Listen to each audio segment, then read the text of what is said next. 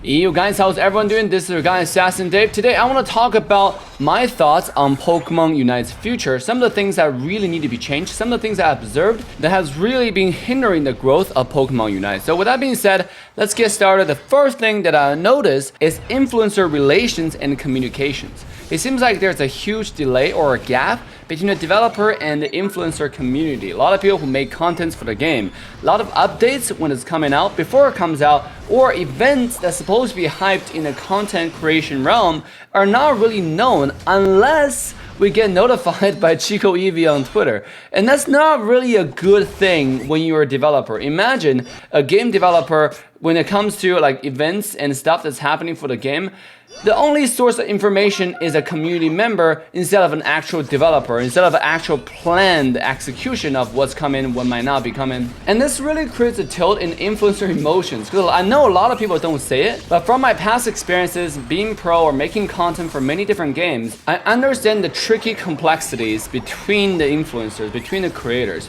The creators usually like to compete on the content, on their gameplay, for example. They don't really like to compete on lack of information per se, right? It's really unfair for some creators who know about some things way ahead of other creators just because they have an unfair advantage, just because sometimes they can hack into the game data and know what's going on, what's happening. And that just gives you zero effort content. We all know news sells. Doesn't matter if it's good news or bad news, but news sells. For example, new Pokemon, new holoverse that's coming out. Now, if you can effortlessly get all those informations exclusively, you don't really have to put in a lot of work because you can easily get all those viewers for free. Now, I'll just give you a personal example. I used to make a lot of skin review videos. I would spend my own money buying the holoverse, so we're getting them ourselves to make review videos. In fact, I would pay for my friends sometimes to get some legendary holoverse, those really expensive $50 holoverse, just so we can record like the 5-man playing like all legendary holoverse, just for you guys' enjoyment, entertainment. And also, it takes a lot of effort and time and money. Obviously, you can, understand that pretty easily. But the problem with that is, now with people getting access to those holoverse way ahead, 2 to 3 weeks ahead, and leaking them on the internet, it kind of defeats the whole purpose of me making those videos. I saw a fraction of the views I used to get. And on top of that, they get it for free because they can just hack into the game data and unlock everything, where we have to buy them and do review videos on them. So basically, in other words, I lost all motivations making those type of videos. And again, the gap in communication between the developers and influencers are just a little bit weird.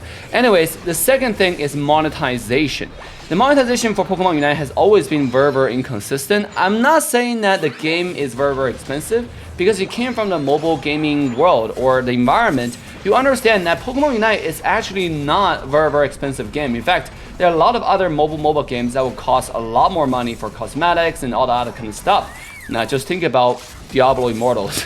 But Pokemon Unite is not very expensive. The only thing is, it's inconsistent. I've mentioned this many times. Why is that some holoverse, like Battle Pass holoverse, that cost you like $10, $5, you get all kinds of animations, login animations, different kind of animations inside of the game, where sometimes you can pay $40 for an expensive legendary holoverse and don't even get Unite animations. It doesn't make any sense, And also those holoverse are really easy compared to some other games, any other MOBA cosmetics, right? If you look at the same category games on the market, a lot of cosmetics are really cool. They have anime collaborations, a bunch of like super manga stuff, and all of those skins can be sold for $20. Where in Pokemon Unite, we're thinking about really easy decorations for a Pokemon that can be sold for $40. So my biggest thing with monetization on Pokemon Unite is not that the selling is very expensive. I'm just saying it's a little bit inconsistent. What do you think about that?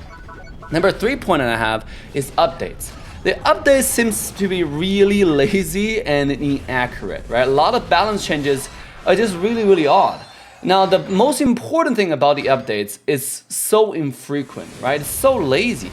This is the first game in this genre, the mobile MOBA genre, that I've seen that have an update every other month, like once per 2 months, or probably 1.5 month. That's absolutely crazy because mobile MOBA game live on hype. It lives on like people consistently want to play new things and try new things or try the changes that come in or maybe come in.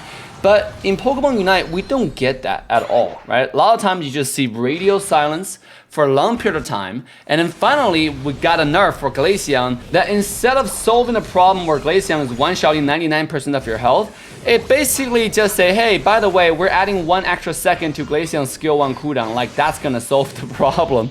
It feels like they did not do their homework to learn what actually need to be changed or what some of the best solutions to change. It's just kind of weird. And this is not the first time Pokemon Unite is doing their updates like that. We have seen many times where, for example, there was one period of time where Lucario had a bug where 1 E-speed will kill your entire health bar, right? Like they multiplied the damage for some reason. So it was totally bugged, and that bug took like 2 weeks for it to be fixed. A game-breaking bug. And when you have the bug available in the game, guess what? People are gonna abuse it because kids don't care, right? In competitive scene, there was a saying at the time, okay, don't use this character, it's kind of bugged. Yeah, you know, kind of agreed upon among a small niche community. But for the large amount of players, they simply don't care. And when you run into that, it's really annoying to play against. For example, the current Glaceon. You know, you run into a Glaceon, doesn't matter how unskilled that player is, doesn't matter, you know, how you try to outplay that character. Your skills is completely unavoidable, 100% landing on you, and it has a 5-second cooldown, and then one skill takes 70-80% of your health. Like, it's unplayable. You know, that kind of stuff need to be changed immediately. It's urgent because it destroys the balance of the game and make other people want to leave the game.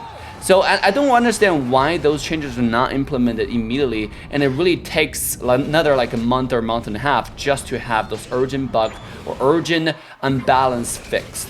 The next thing I have is expansion for the game.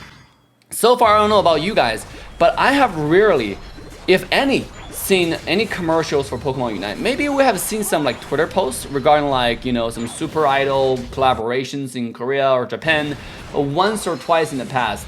But have you ever seen a Pokemon Unite ad anywhere? Like, I have never seen it. I think in Korea or some other region, maybe in the very beginning phases, they have done like 1 ad. Like, that's pretty much it. I personally have never seen a Pokemon Unite ad. Now, with that being said, the game is not really attracting new players. And on top of that, just doing esports does not give you new players. You gotta understand that. That's very different because the player base supported majority by casual player pool. Okay, it's not competitive player pool. Just because you do esports with $1 million or $2 million prize money is not gonna attract a lot of viewers. In fact, it's the reverse logic. Usually 10% of your entire viewer base are gonna be esports fans. All right, that's usually true for most of the mobile MOBAs out there.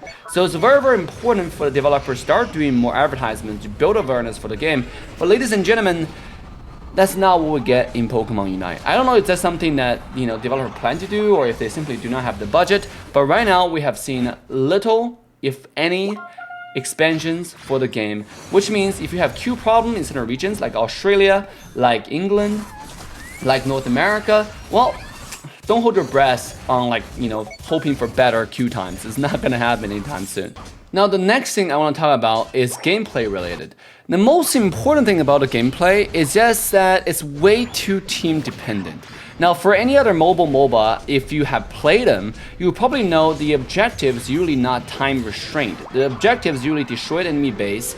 Now, whoever destroys the enemy base first wins the game. But in Pokemon Unite, we have our creative, innovative design, which is reverse 10 minutes, and whichever team score more points within the 10 minutes means you win the game.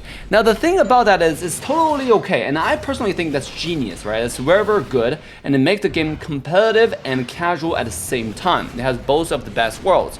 The problem with that, especially with a new map, is that it's way too team dependent. I think I'm not the only one who have talked about the solo queue experience have drastically deteriorated. Now, even with Fireman sometimes a little bit more weird as well, but I think Fireman is getting better because the map is getting more competitive. It just makes the map very hard to play as a casual gamer, because it's just so hard right now, especially knowing that even if you get a Rayquaza, it doesn't really mean anything if enemy team can just kill you because you can't really score. It's really just a score shield, you know, so it's whoever scores more points wins the game. And if enemy team has 3 people who know how to score and you only have like 1 or 2 people who know how to score, that means they will probably win the game even if you stole the Rayquaza or whatnot. Now the thing about this aspect is there's really nothing developer can do on like the game development side, because it doesn't matter how you make the game, like the old Zapdos, the current Rayquaza, there's always going to be new players. There's always going to be like players who are new to the game or just noob to the game, where they don't really understand what objective really is or simply understand like what to do at what time. Now the biggest thing that developer can do to shrink the gap between the players is actually promote educational content. Content that a lot of creator or some creator make that's different from just news, that's different from like, you know, any of those like view grabbing content, but really putting a lot of work on making guides. Promote those kind of content, then actually have the players get better. You know, probably promote them in game so players can see them. Oh, okay, I should go to here. I have go to Reggie Leakey at, you know, this amount of time, so our team can get that because how important that is, what it actually do. Promote those type of content. Don't just promote content creators, you know, who has the most amount of views because they promote like news, they have like leaks and all that. Promote creators who promote actual quality guides and tutorials. And that have seen so many success in a lot of other mobile games. But in Unite, we don't really have that right now. As I said in the first point, the influencer relations are kind of lacking right now in Pokemon Unite community. So I don't know if that's gonna happen, because all we have right now is probably articles, sometimes coming to the official channel with the approved creators. I think so far we've seen Goof, Teeds, we see Spraggles, maybe sometimes written on those article sites. But how many people actually read articles compared to promoting creators who actually make high quality videos on YouTube? So I don't know. Maybe this aspect is developer something they're gonna do in the future, but hopefully they do. So we're gonna have a much even or much better gaming experience for a lot of players when they play in the game. Now the last but not the least aspect I wanna mention is looking into the future. Looking into the future, I think Pokemon Unite is gonna have a very interesting, steady future because it is actually standing on the shoulder of the giant, which is the Pokemon franchise, right? It's still leeching off the current fan base for the Pokemon game. A lot of supporters love the game. They love to see their favorite Pokemon being added into the game, like Mew, Mewtwo when it came out. I remember the hype that was, you know, just in the community was absurd. Even now, a lot of Mew fans are just loving the game. But I think there's a little bit unfair just for monetizing the fans' like passion or enthusiasm for the game. I think developers should really look into like expanding the game and expanding the community, because this is a great game and they can do a lot with it, but yet that's not something that we have seen from the dev side. I hope the developer teams solve their communication problems, and maybe, and just maybe, we will have a much better game in the future with a vibing community. But nonetheless, I think Pokemon Unite is still a creative game. I think it's gonna remain as niche because the current fan base is so loyal to the game. And it's okay if that's all that developers relying on, you know, to keep this game alive. But there's one thing about that is, it's kind of like a love credit card. You know, you cannot keep on withdrawing without, you know, putting new things in, right? Adding new Pokemons is fine, adding new content is fine, but that's basically in another way just monetizing the game. You gotta actually, you know, patch up the holes on the ship so the ship doesn't sink, right? That's the most important thing. You cannot just keep on adding new stuff to the ship and hoping that the customer is going to be happy about it forever. The mobile MOBA like category, or should I say the mobile gaming category, is so competitive. People can download an app in a matter of minutes, right? It's not like PC where it's really like equipment dependent. On mobile games, there's just infinite amount of games always competing for players' attention. So if you keep on withdrawing from the love credit card, I don't know how long do you have to pay those interests, right? How long can you last with those deposits? Anyways, that's just my few cents with the game so far. What do you guys think? Do you agree or disagree? Let me know in the comment section. Again, fingers crossed for the best of the community, for the best of the game. I hope everyone enjoy the game going forward. Me too. I'll be continuing to bring more content and think about things that I want to do. But guys, right now, as much as I want to play the game more, but doesn't matter how hard I try, getting one-shotted by Glaceon is just really deteriorating my interest or any of the desire to play the game further. What are your thoughts? Let me know in the comment section. With that, love you guys, and signing off. We'll see you guys next time. Bye for now. Just for the thrill of it, nothing counterfeit.